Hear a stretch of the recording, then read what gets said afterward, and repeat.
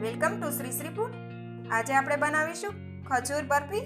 આ ખજૂર બદામ બરફી છે, તે એકદમ શુદ્ધ અને હેલ્ધી છે। તેને બનાવવામાં ફક્ત 5 જ મિનિટ લાગે છે। તો બનાવવાની શરૂઆત કરીએ।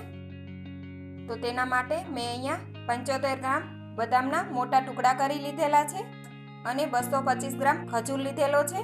ખજૂર કડક હોય તો તેમાંથી બી નીકાળી અને તેને ક્રશ કરી લેવો। હવે કડાઈની અંદર 2 ચમચી ઘી નાખીશું। ગેસ આપણે મીડિયમ જ રાખવાનો છે। ઘી ગરમ થાય એટલે તેમાં આપણે બદામ નાખીશું। મેં અહીંયા બદામના મોટા ટુકડા લીધેલા છે। આખી બદામ લેવી હોય તો પણ લઈ શકાય છે। ઘીમાં બદામને સારી રીતે તળી લેવાની છે અને તેને વધારે પણ તળવાની નથી, નહીંતર તેનો ટેસ્ટ બદલી જશે। તો નોર્મલી તળાય ત્યાં સુધી તેને હલાવીશું। તો તળાઈ જાય એટલે બદામને ઘીમાંથી આપણે બહાર લઈ લઈશું। ત્યારબાદ તે જ ઘીની અંદર આપણે ખજૂર એડ કરીશું। આ ખજૂરને આપણે બી નીકાળી સાફ કરી લીધેલી છે અને તેના નાના નાના ટુકડા કરી લીધેલા છે।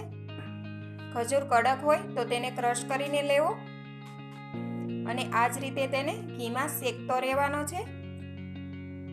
સતત હલાવતું રહેવું, નહીંતર તે કડાઈમાં ચીપકી જશે। ખજૂરની અંદર જે પાણીનો ભાગ હોય તે બળી જાય ત્યાં સુધી તેને શેકવાનો છે। ત્યાં સુધી જો મારી ચેનલ સબસ્ક્રાઈબ નથી કરી તો પ્લીઝ અહીંયા ક્લિક કરો એટલે સબસ્ક્રાઈબ થઈ જશે અને બેલ આઇકન પર ક્લિક કરશો એટલે તમને અમારા નવા વિડીયો મળતા રહે। અને વિડીયો પસંદ આવે તો પ્લીઝ લાઈક પણ કરો અને તમારા ગ્રુપમાં શેર પણ કરવાનું ભૂલતા નહીં। હવે આપણો ખજૂર બરાબર શેકાઈને તૈયાર થઈ ગયો છે।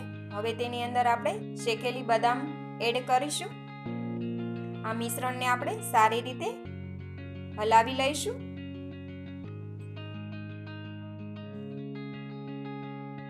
ખજૂર, બદામ અને ઘી બરાબર મિક્સ થઈ જાય ત્યારબાદ આપણે તેને નીચે ઉતારી લઈશું। એક પ્લેટની અંદર તેને સ્પ્રેડ કરી દઈએ।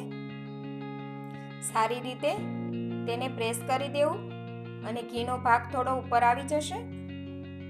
અત્યારે આ ખજૂર ખૂબ જ ગરમ છે તો તેને આપણે 2 થી 3 કલાક માટે ઠંડુ થવા દઈશું અથવા તો તેને અડધો કલાક માટે ફ્રીજમાં પણ મૂકી શકાય છે।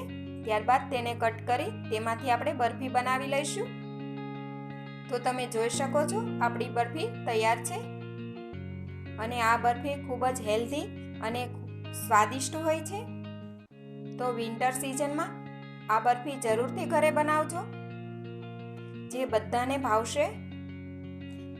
તો તમારા એક્સપિરિયન્સ જરૂરથી શેર કરજો। તો ફરી મળીશું એક નવી રેસીપી સાથે।